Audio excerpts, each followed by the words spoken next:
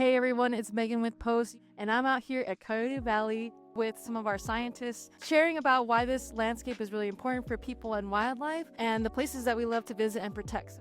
So come along with me to learn more. Hey everyone, I'm Marian Vernon. I'm the Wildlife Linkages Program Manager at Post, so I'm working to protect and restore wildlife connectivity in our region. And I'm Taylor Jang. I'm the Senior Coyote Valley Project Manager with Post. I work on wildlife crossing projects and planning. What is wildlife connectivity and why is it important? The ability of different species, both plants and animals, and ecological processes to have room to move, so that we don't end up with all of our protected lands kind of on this island that isn't connected to anywhere else. This is a last chance landscape linkage that connects the Santa Cruz Mountains over here to the Diablo Range to the east.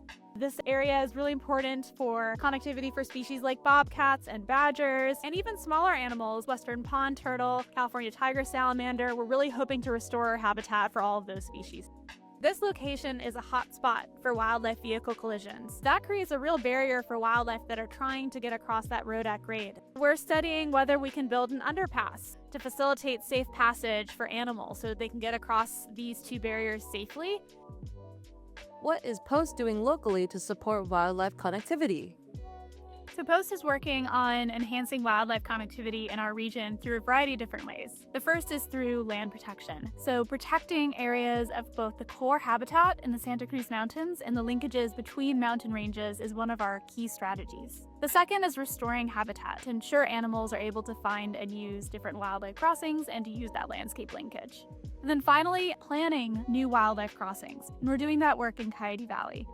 How will mountain lions benefit from wildlife crossings in the Bay Area? So our mountain lion population in the Santa Cruz Mountains is at risk of becoming genetically isolated from other populations in California. So creating connectivity for them through Coyote Valley can help ensure they can disperse to other locations, establish new territories, hook up with a nice new female mate, and have new offspring. How do animals know to use the crossings? So there are a few different ways we ensure that animals find and use wildlife crossings. First is placing those crossings where we know species are actually occurring.